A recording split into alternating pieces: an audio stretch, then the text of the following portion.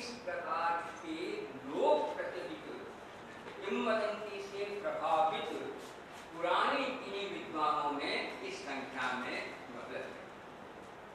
अब जब संख्या में गफलत कर दी और भारत में वापरांति हुआ तो अब कल्याण का दायित्व बन जाता है कि वो इसे ठोस आधार प्राप्त करें कि वस्तुतः कहाँ से हमारा इतिहास प्रारंभ होता है।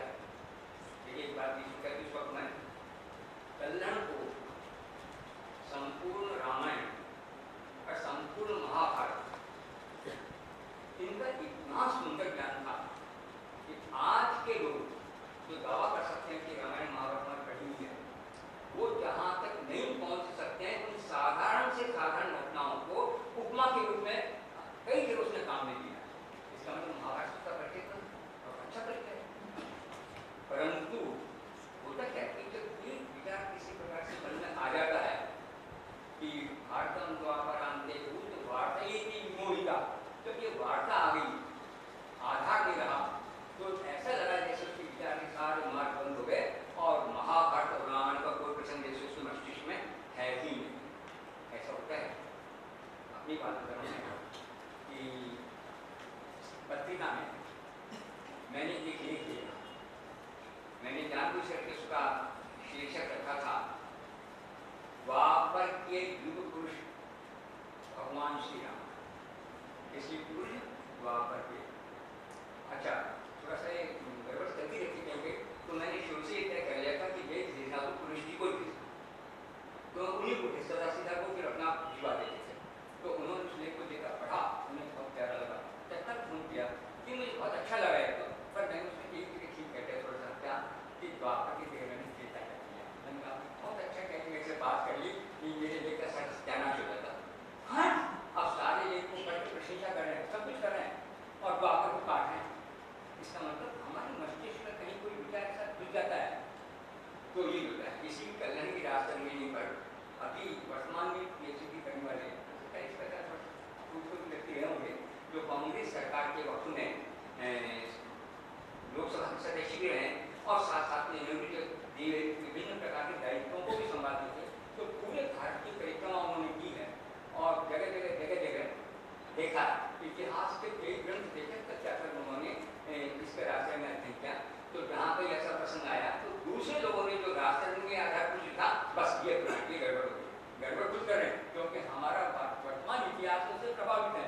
और राजतरंगी पर काम करने वाले दूसरे हसन जो है कट्टी मुसलमान लेकर उसने इनका ये जो आपके सिकंदर है उसका आने का समय जैसे कि कदम का राजतरंगी इसका स्पष्ट निर्देश नहीं करती है, पर जिस समय अंध युधिष्ठिर नाम का एक शासक काश्मीर में राजा था उस समय सिकंदर आया था और वो समय है 2300 वर्ष पहले का।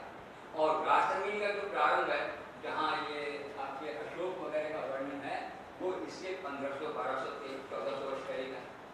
तो तत्काल जो डॉक्टर भगत सिंह कहते हैं तो ये कुछ गड़बड़ है, इसी को उठा के लोगों की तरह से और सिकंदर को जो है गलत जगह ला दिया। उधर चंद्रगुप्त के साथ है, इसके साथ अब चंद्रगुप्त के साथ है या नहीं है, उनके लिए ऐसा सुनिश्चित हो गया था कि जैसे उस पर सोचने की आवश्यकता नहीं थी। ये और आज हम लोग इस मामले में हमारे साथी संस्कृत के इस मामले में मुझे लगता है कि दूसरे लोग इतिहास पर करते हैं पता नहीं पड़ा, पर संस्कृत के मामले में आपको 2-3 बार बताऊँ, विशेषकर मैं शहबाज साहब को कहना चाह रहा हूँ, आपने कहा था तो और कुछ आधार बनाओ, बताइए कि जिससे कि हमारे उन बिंदुओं को सब लेते हैं और परिणाम अलग अलग निकालते हैं। तो अब वो इससे बिल्कुल संबंधित संदर्भ है। भास बड़ा प्रसिद्ध नाटककार है, कवि, बहुत अच्छा सुंदर है और उसके नाटकों का संग्रह 12-13 संग्रह तक और सभी बड़े सुंदर। उस नाटक संग्रह में एक नाटक है जिसका नाम है बालचरित। बालचरित में संसद मंगलाचरण किया है कि 4 युगों में भगवान 4 अलग अलग वर्णों में पैदा हुए हैं। तो सत्य युग में वो बिल्कुल दूध और शंख जैसे धवल थे और त्रेता युग में वो सुवर्ण प्रभा वाले वामन थे।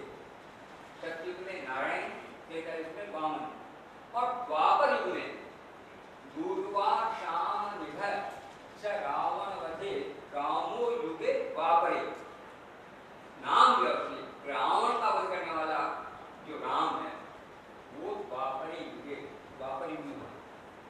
रूपा सामान्य का रूप के जिससे बढ़ने वाला। और फिर चौथे में तो उसने कृषि को लेने था कलयुग के प्रारंभ में। आप सोचिए इसके ऊपर व्याख्या करने वाले व्यक्ति बहुत ही अच्छे गंभीर ढंग से सारी व्याख्या करते, हिंदी में भी संस्कृत में भी अनेक जगह उन्होंने कई ग्रंथों के प्रमाण देकर के भाषा की सुंदर व्याख्या की। पर यहाँ मुझे एक बात देखते हैं कि किस प्रकार से भाषा की वहाँ पर काम को बता करके और भाषा में गड़बड़ करके हमें सोचना पढ़ना चाहिए। परसों में उठा किसी ने कभी इस पर सोचा ही नहीं कि भाषा की गलती है अथवा टीकाकार अपनी ओर से गलत निर्णय ले रहे हैं, हमें विचार करना चाहिए। अब सोचिए एक नहीं दूसरी बात और कर रहा हूँ भाषा के विषय में।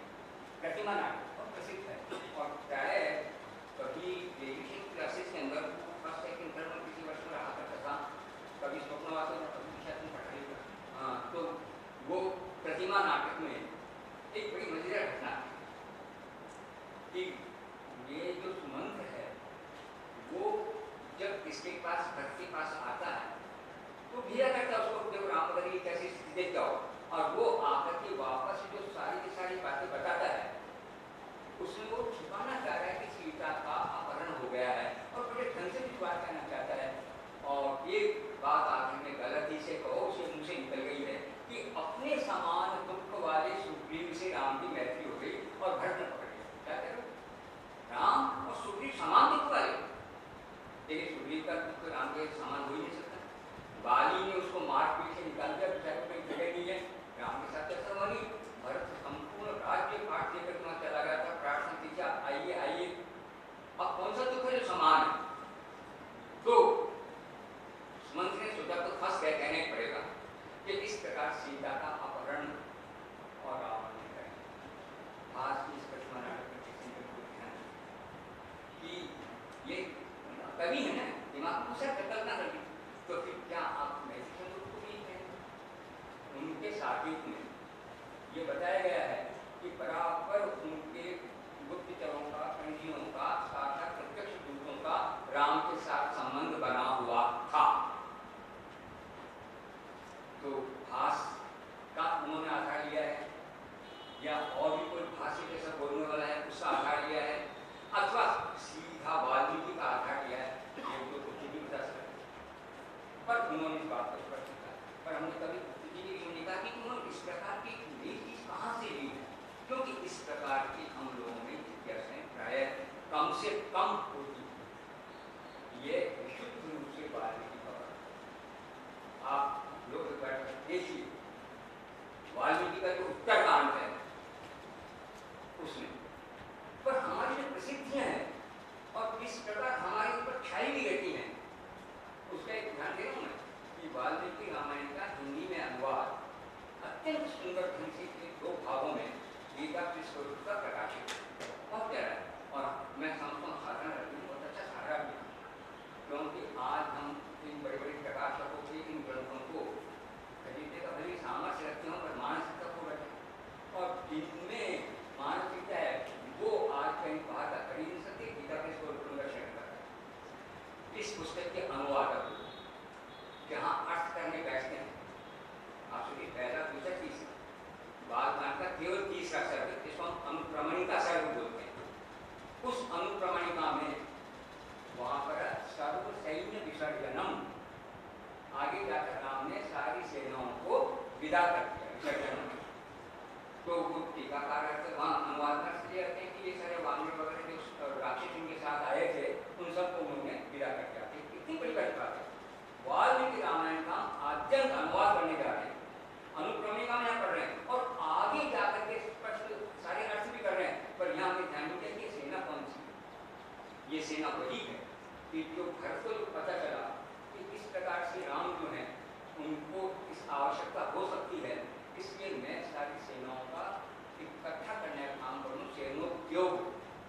तो उसने राम के मित्रों को और अपने मित्रों को और राज्य के साथ में संबंध रखने वाले लोगों को बुला करके 103 राजाओं